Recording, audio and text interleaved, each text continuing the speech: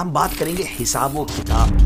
But when we talk about in the context of آخرت، so it's مین اعمال پر آگاہ کرنا. کسی کا حساب تو بڑے کنوینئنٹ وے میں ہوگا، کسی کا سختی کے ساتھ ہوگا. قیامت پہ حساب کفار کا بھی ہوگا اور عام مومنین کا بھی ہوگا، غافلین کا بھی ہوگا، واصلین کا بھی ہوگا. تیسری پیشی کے وقت نامہ اعمال اڑ اڑ کر ہاتھوں میں آئیں گے، بس کوئی انہیں دائیں ہاتھ میں پکڑے گا، کوئی بائیں ہاتھ میں لے گا. سب سے پہلے جانوروں اور کیڑے مکوڑوں کا حساب لیا جائے گا. ہے نا عجیب بات؟ تو کیوں نہ آج سچی توبہ ہی کر لیں، سچی توبہ کر کے اللہ کو راضی کر لیں. یہ ہمارے ایمان کا پارٹ ہے، یاد رکھیے گا. اقرا کتابک کفا بنفسک اليوم علیک حسیبا.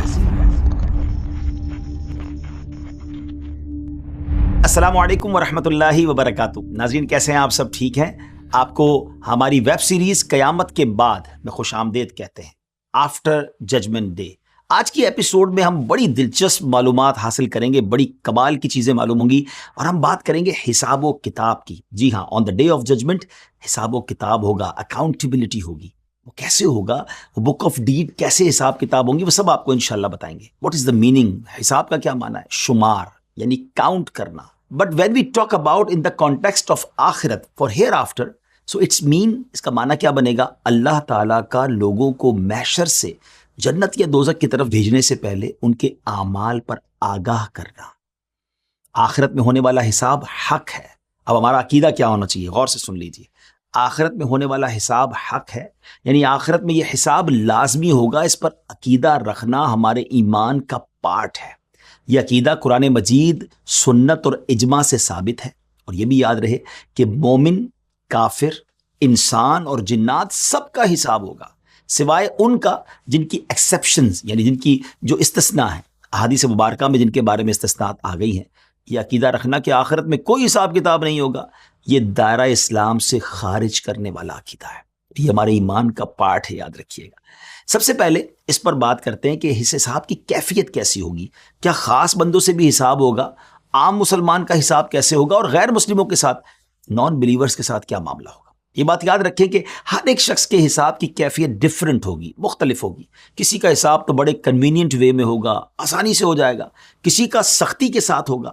کسی کا کانفیڈینشلی ہوگا، یعنی اس کو چھپا کے حساب لیا جائے گا. کسی کا اعلانیہ ہوگا. کسی کا زجر اور سختی کے ساتھ ہوگا.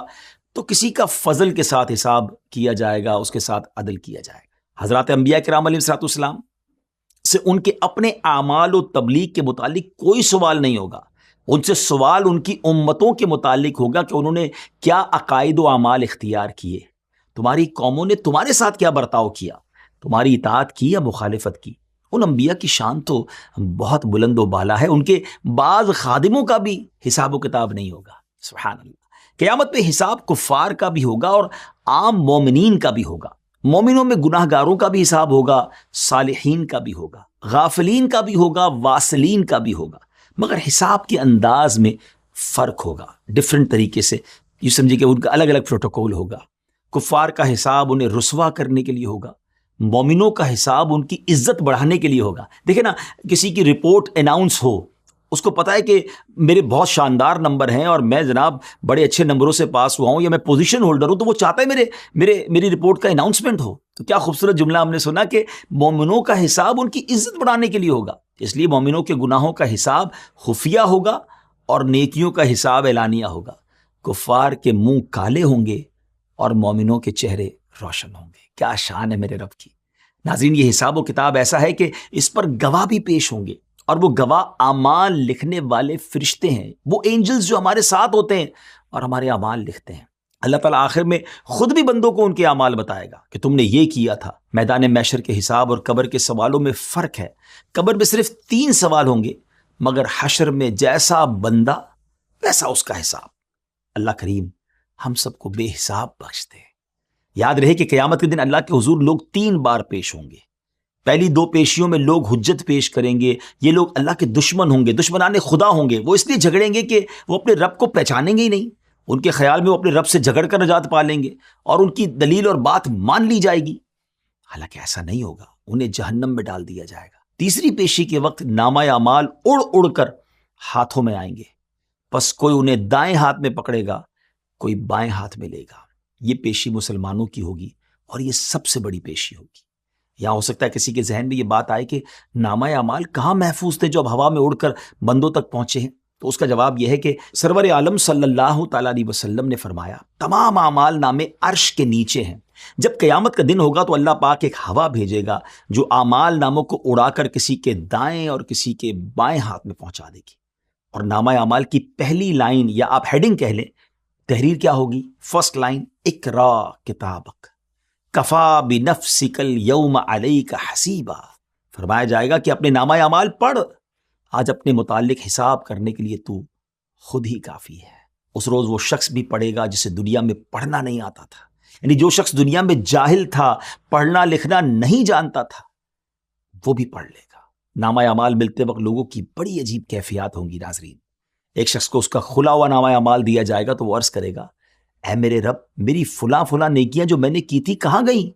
میں اپنی بک آف ڈیڈ میں، اپنے نامہ اعمال میں اسے نہیں دیکھ پا رہا ہوں۔ رب تعالیٰ ارشاد فرمائے گا چونکہ تو نے لوگوں کی غیبت کی تھی، وہ سب نیکیاں مٹا دی گئی۔ ناظرین، واقعی کچھ گناہ ایسے ہیں کہ نیکیاں ٹرانسفر ہو جاتی ہیں۔ حسد کرنے والے کے بھی بارے میں فرمایا نا کہ حسد اس کی نیکیوں کو ایسے کھا جاتا ہے جیسے آگ لکڑی کو کھا جاتی ہے۔ اسی طرح غیبت کرنے والا جس کی غیبت کرتا ہے اس کی نیکیاں اس کے اکاؤنٹ میں ٹرانسفر کر دی جاتی ہیں۔ تو کتنی بڑی بے وقوفی ہے کہ آج کے دور میں نیکی کرنا ہی مشکل ہے اور بندہ ایسے گناہ کرے کہ اس کی جناب نیکیاں ہی تباہ کر دی جائیں۔ ناظرین، ہمیں غور کرنا ہے کہ ایسے گناہ نہ کریں کہ بڑی مشکل سے کمائی ہوئی نیکیاں کہیں جب بک آف ڈیڈ کھلے، اعمال نامہ کھلے تو وہ ڈیلیٹ ہو چکی ہوں۔ اچھا، پھر مومن نیک پرہیزگار لوگوں کو ان کا نامہ اعمال رب کریم کے پردہ رحمت میں عطا کیا جائے گا۔ جو اپنی برائیوں کو پڑھے گا تو انہیں پڑھ کر اس کے چہرے کا رنگ اڑ جائے گا، پھر جب وہ اپنی نیکیاں پڑھے گا تو اس کی چہرے کی رنگت واپس آ جائے گی، پھر جب وہ دوبارہ نامہ اعمال کو دیکھے گا تو اس کی برائیوں کو نیکیوں میں تبدیل کیا جا چکا ہوگا۔ اس وقت بندہ انتہائی خوشی کی حالت میں اپنی جماعت، اپنے اہل خانہ اور قرابت داروں سے کہے گا، قرآن پاک میں آیت موجود ہے جس کا ترجمہ ہے، لو میرے نامہ اعمال پڑھو، کیونکہ اب تو اس کے گناہ نیکیوں میں بدل گئے ہوں گے نا۔ پیارے ویورز، جس کو اس کا نامہ اعمال رائٹ ہینڈ، داہنے ہاتھ میں ملے گا، اس کا حساب سختی کے بغیر نہایت آسانی سے ہوگا۔ اس کے چھوٹے گناہ بھی معاف ہو جائیں گے، اور جس سے اس کے تمام اعمال کا حساب لیا جائے گا وہ عذاب سے نہیں بچ پائے گا۔ سب سے پہلے جانوروں اور کیڑے مکوڑوں کا حساب لیا جائے گا۔ ہے نا عجیب بات؟ جی ہاں، نبی پاک علیہ الصلوۃ والسلام نے ارشاد فرمایا، بروز قیامت جس جھگڑے کا سب سے پہلے فیصلہ ہوگا وہ سینگ والی اور بغیر سینگ والی دو بکریوں کے درمیان ہوگا۔ جب جانوروں اور کیڑے مکوڑوں کے درمیان فیصلہ ہو جائے گا اور کسی کا کوئی حق باقی نہیں رہے گا تو ان کو مٹی بنا دیا جائے گا، پھر انسانوں اور جنوں کو اٹھایا جائے گا اور اللہ پاک ان سے حساب لے گا۔ تو غیر مسلم تمنا کرے گا کہ کاش میں مٹی ہوتا، مجھے اٹھایا نہ جاتا، مجھے دوبارہ حساب کتاب نہ دینا پڑتا۔ اس کے بعد سب سے پہلے حضرت اسرافیل علیہ السلام کو بلایا جائے گا۔ ان کا رب ان سے فرمائے گا، تم نے میرے پیغام کے بارے میں کیا عمل کیا؟ کیا تم نے میرا پیغام پہنچا دیا تھا؟ وہ عرض کریں گے، اے میرے رب، جی ہاں، میں نے پیغام جبرائیل تک پہنچا دیا تھا۔ پھر حضرت جبرائیل علیہ السلام سے رسولوں تک پہنچانے کے بارے میں اور رسولوں سے امتوں تک پہنچانے کے بارے میں سوال کیا جائے گا۔ امتوں سے جب پوچھا جائے گا کہ رسولوں نے تم تک پیغام پہنچایا تو اس پر کچھ جھٹلائیں گے، کچھ تصدیق کریں گے۔ رسول عرض کریں گے، ہمارے پاس ان جھٹلانے والوں کے خلاف گواہ ہیں۔ اللہ فرمائے گا، گواہ کون ہے؟ وہ عرض کریں گے، امت محمدیہ صلی اللہ علیہ وسلم ہے۔ جی ہاں، اے نبی پاک کے امتیوں، مبارک ہو، آپ پچھلی قوموں، پچھلے نبیوں کی امتوں کی بھی گواہ ہیں۔ چنانچہ امت محمدیہ کو بلایا جائے گا، ان سے پوچھا جائے گا، کیا تم گواہی دیتے ہو کہ ان رسولوں نے ہمارا پیغام امتوں تک پہنچا دیا تھا؟ وہ عرض کریں گے، جی ہاں۔ دیگر امتیں کہیں گی، اے ہمارے رب، یہ ہمارے خلاف کیسے گواہی دے سکتے ہیں؟ انہوں نے تو ہمارا زمانہ پایا ہی نہیں ہے۔ تو اللہ پاک جاننے کے باوجود پھر امت محمدیہ سے سوال فرمائے گا، ان کے خلاف تم کیسے گواہی دے رہے ہو حالانکہ تم نے تو ان کا زمانہ پایا ہی نہیں؟ تو وہ عرض کریں گے، اے ہمارے رب، تو نے ہماری طرف اپنا رسول بھیجا اور تو نے ہم پر ایک کتاب اتاری اور تو نے اس میں بیان فرمایا کہ انبیاء کرام نے تیرے احکام کی تبلیغ کر دی تھی، بس ہم تو اس کے مطابق گواہی دے رہے ہیں جس کا تو نے ہم سے بیان فرمایا ہے۔ سبحان اللہ، سورہ یاسین میں آتا ہے کہ اس دن اللہ پاک کفار اور مجرمین کے منہ پر مہر لگا دے گا اور ان کے باڈی پارٹس گواہی دیں گے کہ ان کے ذریعے کیا کیا برے کام کیے جاتے تھے۔ اس طرح نیک مسلمانوں کے باڈی پارٹس ان کی نیکیوں کو بیان کریں گے۔ ناظرین، یہ دو باتیں سمجھنی ہیں۔ سبحان اللہ، قرآن کے ذریعے ہمیں پچھلی قوموں کے احوال اور پچھلی قوموں کے پرابلمز بھی بیان کر دیے گئے، لیکن ایک اور کمال کی بات علماء یہ فرماتے ہیں کہ ہم آخری قوم ہے نا، ہمارے بعد تو کسی امت نے نہیں آنا، تو ہم پچھلی قوموں کے تو گواہ ہیں، ہمارے عیبوں پر کوئی گواہ نہیں ہے۔ اللہ نے کیسے ہمارے عیبوں پر پردہ ڈالا ہے، تو انشاءاللہ محشر کے دن بھی وہ کریم کرم فرمائے گا، ہمارے عیبوں پر پردہ ڈال دے گا۔ اور آپ نے یہ بھی سنا کہ باڈی پارٹس، جی ہاں یہ قرآن میں ہے نا، سورہ یاسین پڑھیں آپ، کہ باڈی پارٹس گواہی دیں گے۔ تو اب ذرا غور کیجئے کہ بعض اوقات انسان دروازہ بند کر دیتا ہے، کسی ایسی جگہ چلا جاتا ہے جہاں کوئی دیکھنے والا نہیں ہوتا، کہ اب کس کو پتا ہے؟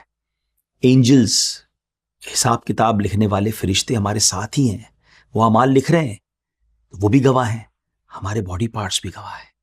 اللہ کرے کہ ہمیں یہ بات سمجھ آ جائے۔ آگے چلتے ہیں، حساب محشر میں کن کن چیزوں کے بارے میں سوال ہوگا؟ دیٹ از امیزنگ بات۔ اس حوالے سے اللہ پاک قرآن مجید میں فرماتا ہے ثم لتسألن یومئذ عن النعیم، پھر بے شک ضرور اس دن تم سے نعمتوں کے متعلق پوچھا جائے گا۔ مفسرین کرام اس آیت مبارکہ کے تحت فرماتے ہیں کہ قیامت کے دن ہر نعمت کے بارے میں سوال ہوگا، چاہے وہ نعمت جسمانی ہو یا روحانی، ضرورت کی ہو یا عیش و راحت کی، حتیٰ کہ ٹھنڈے پانی، درخت کے سائے اور سکون والی نیند کے بارے میں بھی سوال ہوگا۔ جسم کے ایک ایک حصے سے کوسچن ہوگا، ہاتھ، ناک، کان، آنکھیں، ایک ایک مسام، ہر چیز رب کے آگے جواب دہ ہوگی۔ دنیا کی ہر لذت کے بارے میں پوچھا جائے گا۔ پیارے ویورز، آج ہم عزت کے بڑے خواہش مند ہوتے ہیں کہ ہمیں عزت حاصل ہو، سب ہماری رسپیکٹ کریں، تو یاد رکھیں عزت کے بارے میں بھی بروز قیامت سوال ہوگا، پوچھا جائے گا کہ عزت کا ناجائز فائدہ تو نہیں اٹھایا، غلط جگہ یا کسی غلط مقصد کو حاصل کرنے کے لیے تو عزت استعمال نہیں کی۔ بندہ جو بھی قدم رکھتا ہے اس سے اس کے بارے میں پوچھا جائے گا کہ اس قدم سے تمہارا ارادہ کیا تھا؟ Where were you going and why were you going؟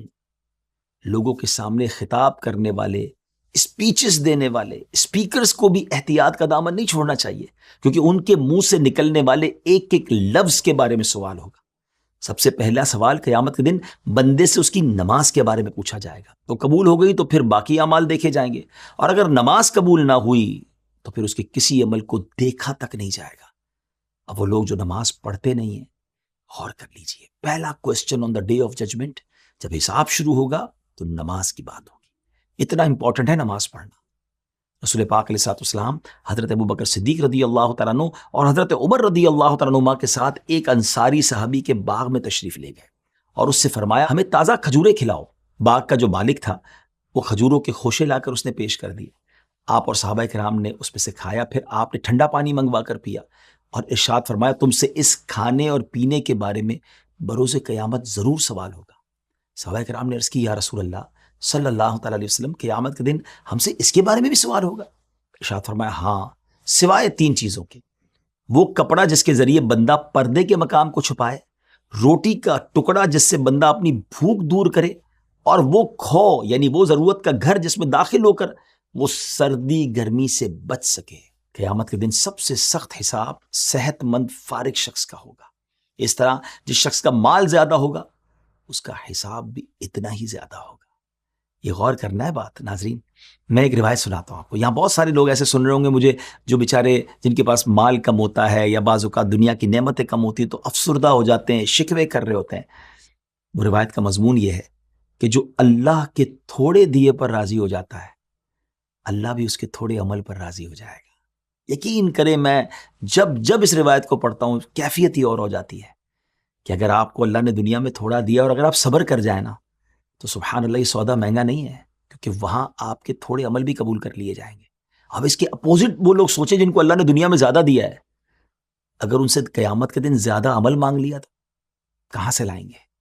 سوچنے والی بات ہے۔ جس کے پاس دنیا کی نعمتیں زیادہ، اس کا حساب بھی زیادہ۔ اب اس کو آج دنیا کے دور کے حساب سے سمجھ لینا۔ ہم ایئرپورٹ جاتے ہیں، جس کے پاس سامان تھوڑا ہوتا ہے کسٹم سے جلدی فارغ ہو جاتا ہے، اور جس کے پاس سامان زیادہ ہو تو اس کو اپنا ویٹ بھی کروانا پڑتا ہے، تو چیکنگ بھی زیادہ ہو رہی ہوتی ہے۔ تو قیامت کے دن بھی جتنا دنیا کی نعمتیں ہوں گی پھر اس کا جواب بھی دینا پڑے گا۔ ویورز، ہمارے یہاں آج ایک ٹرینڈ بن چکا ہے کہ اپنے کام سے کام رکھو، کسی کو کچھ نہیں کہنا، کوئی گناہ ہو رہا ہے، غلط کام ہو رہا ہے، چاہے جو بھی ہو رہا ہے ہونے دو، کسی پر ظلم ہو رہا ہے، زیادتی ہو رہی ہے، خاموش رہو، اپنے تعلقات کیوں خراب کرنے ہیں؟ حالانکہ چاہیں تو روک سکتے ہیں، بول سکتے ہیں، مگر نہیں۔ ایسے لوگوں کو بھی عبرت حاصل کرنی چاہیے۔ ایسے لوگوں کے بارے میں آتا ہے کہ ان سے کہا جائے گا کس چیز نے فلاں معاملے میں تجھے بولنے سے روکا تھا؟ وہ عرض کرے گا لوگوں کے خوف نے۔ اللہ پاک ارشاد فرمائے گا میں ہی اس بات کا زیادہ حقدار تھا کہ تو مجھ سے ڈرتا۔ I was the one who deserved to be afraid of me۔ Viewers، جب بھی حساب کے بارے میں بات ہوتی ہے تو اکثر لوگوں کے ذہنوں میں یہ سوال پیدا ہوتا ہے کہ کیا جن گناہوں کی معافی مانگ لی جائے گی ان گناہوں پر بھی حساب ہوگا؟ اس کا جواب یہ کہ جب بندہ اپنے گناہوں سے توبہ کر لیتا ہے نا تو اللہ پاک محافظ فرشتوں کو اس کے گناہ بھلا دیتا ہے، اور خود اس توبہ کرنے والے کے اعضاء اور زمین کی وہ جگہیں جہاں اس نے گناہ کیے تھے انہیں بھی گناہ بھلا دیتا ہے، حتیٰ کہ توبہ کرنے والا قیامت کے دن اللہ پاک سے اس حال میں ملے گا کہ اللہ عز و جل کی جانب سے اس کے گناہوں پر کوئی گواہی نہیں ہوگا، کوئی وٹنس ہی نہیں ہوگی۔ یہ کمال کی چیز ہے توبہ۔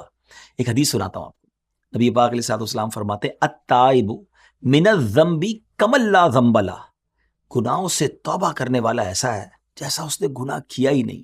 تو آج یہ حساب کتاب کی باتیں ہم سن رہے ہیں کہ یہ چیز کا حساب ہوگا، گناہوں کا حساب ہوگا، تو کیوں نہ آج سچی توبہ ہی کر لیں، سچی توبہ کر کے اللہ کو راضی کر لیں، گڑ گڑا کر معافی مانگ لیں، تو پھر تو انشاءاللہ قیامت کے دن کی شرمندگی سے بھی بچ جائیں گے۔ لیکن پھر آگے گناہ نہیں کرنے، ہاں لیکن میدان محشر میں کچھ خوش نصیب ایسے بھی ہوں گے جن کا کوئی حساب نہیں ہوگا، اور وہ سبحان اللہ بے حساب جنت میں داخل ہوں گے۔ کچھ روایت میں 70,000 کا ذکر ہے، جبکہ کچھ میں تو بہت کثیر تعداد کے ذکر بھی ملتا ہے۔ چنانچہ پیارے آقا علیہ الصلوۃ والسلام نے فرمایا میرے رب نے میری امت میں سے مجھے 70,000 ایسے افراد عطا کیے ہیں جو جنت میں بلا حساب و کتاب داخل ہوں گے۔ حضرت عمر رضی اللہ تعالیٰ عنہ نے عرض کیا یا رسول اللہ آپ نے اس سے زائد کی درخواست نہیں کی؟ آپ نے فرمایا میں نے درخواست کی تھی جس پر اللہ کریم نے مجھے ان میں سے ہر ایک کے ساتھ مزید 70,000 عطا فرما دیے۔ اللہ اکبر، یعنی 70,000 ملٹیپلائی بائی 70,000، اب یہ تو کتنے سارے ہو گئے، سبحان اللہ۔ اللہ کریم کی رحمت دیکھیں، حضرت عمر نے پھر عرض کی یا رسول اللہ صلی اللہ علیہ وسلم آپ نے اس سے زائد کی درخواست نہیں کی؟ فرمایا میں نے درخواست کی تھی جس پر اللہ کریم نے مجھے اتنے ہی اور افراد بھی عطا فرما دیے۔ اب کیلکولیشن آگے آپ خود ہی کر لیں، سبحان اللہ۔ یہ کہہ کر پیارے آقا علیہ الصلوۃ والسلام نے اپنے ہاتھ پھیلا دیے، جس کی وضاحت کرتے ہوئے راوی کہتے ہیں اتنی بڑی تعداد جسے اللہ کے علاوہ اور کوئی نہیں جانتا۔ ان کے علاوہ ایک اور گروپ ہے جو بلا حساب و کتاب جنت میں داخل ہو جائے گا۔ ان کے لیے قیامت کے دن لوگوں کو ایک بڑے میدان میں جمع کیا جائے گا، پھر ایک اعلان کرنے والا اعلان کرے گا کہاں ہیں وہ لوگ کہ جن کے پہلو بستروں اور خواب گاہوں سے جدا رہتے تھے۔ یہ اناؤنسمنٹ سن کر اہل محشر میں سے بہت تھوڑے لوگ جو اہل اسلام میں ہوں گے اٹھیں گے اور اس کراؤڈ سے نکل کر باہر آئیں گے اور حساب کتاب کے پروسیس سے گزرے بغیر ہی جنت میں چلے جائیں گے، اور پھر باقی لوگوں کو حساب کا حکم دیا جائے گا۔ یہ کون لوگ ہوں گے ناظرین؟ یہ اپنی نیندیں قربان کر کے راتوں کو اللہ پاک کی یاد اور مصلی پر گزارنے والے تہجد گزار ہوں گے۔ اللہ اکبر، اللہ کرے تہجد کی نعمت ہمیں نصیب ہو جائے۔ ناظرین اب آئیے اپنے ایپیسوڈ کو اینڈ کی طرف لے جاتے ہیں۔ وہ اعمال بھی سن لیں کہ جن کی وجہ سے حساب میں آسانی ہوگی۔ جو تنگ دست پر آسانی کرے گا اللہ پاک دنیا اور آخرت میں اس پر آسانی کرے گا۔ جس کا دل لوگوں کے کھوٹ سے پاک رہتا ہوگا اللہ پاک اس کے لیے بھی آسانی فرمائے گا۔ یہ لوگوں کے لیے بری نیتیں، کینہ، بغض، برائیاں نہیں، دل صاف رکھیں، کلیئر رکھیں، لوگوں کے لیے اچھا سوچا کریں، انشاءاللہ قیامت کے دن آسانی ہو جائے گی۔ نبی پاک علیہ الصلوۃ والسلام نے ارشاد فرمایا جس شخص میں 3 خصلتیں ہوں گی اللہ اس کا آسان حساب لے گا اور اسے اپنی رحمت سے داخل جنت کر دے گا۔ آپ بھی چاہتے ہیں نا کہ آسان حساب ہو جائے؟ صحابہ نے عرض کی یا رسول اللہ ہمارے ماں باپ آپ پر قربان، وہ 3 خصلتیں کون سی ہیں؟ ارشاد فرمایا جو تجھے محروم کرے تو اس کو عطا کر، جو تجھ سے تعلق توڑے تو اس سے تعلق جوڑ، اور جو تجھ پر ظلم کرے تو اسے معاف کر دے۔ ناظرین یہ تھوڑا سا مشکل ضرور ہے مگر انعام کتنا بڑا ہے کہ حساب آسان ہو جائے گا اور جنت میں داخلہ مل جائے گا۔ ہم کیا کہتے ہیں جناب اس نے دعوت میں نہیں بلایا، ہم بھی نہیں بلائیں گے، اس نے محروم کیا میں بھی اس کو محروم کروں گا، نہیں، جو محروم کرے اسے عطا کریں، جو ظلم کرے اسے معاف کر دیں، جو توڑے اس سے جوڑیں۔ یہ کر لیجئے، زندگی بھی آسان ہو جائے گی، ہمارے معاشرے میں بھی محبتیں پھیلنا شروع ہو جائیں گی، اور انشاءاللہ قیامت کے دن انشاءاللہ حساب کتاب میں بھی آسانی ہو جائے گی۔ آخر میں ایک بڑی پیاری دعا پر میں اپنے اس ایپیسوڈ کا اختتام کرنا چاہتا ہوں۔ نبی پاک علیہ الصلوۃ والسلام کی دعا ہے، آئیے مل کر لیتے ہیں۔